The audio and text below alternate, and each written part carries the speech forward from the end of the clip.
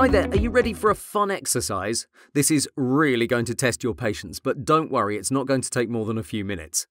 Here's the PSD file, you have it attached, and your goal is to place each of these shapes on its own layer by using the two marquee tools we've just talked about.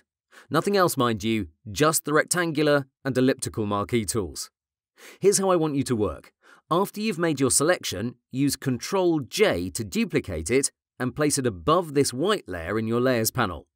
Make it visible and make sure you don't get any blue on that layer. If that's the case, start again. One thing about this last one, this pink one here.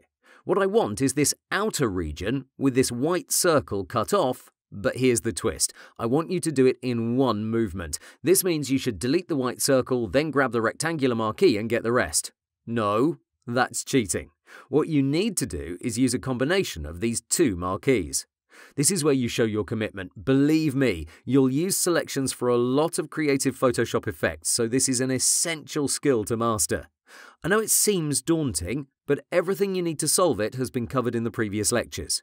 Get to it and post your results in the comments section, where I expect only the truly dedicated students to post their work.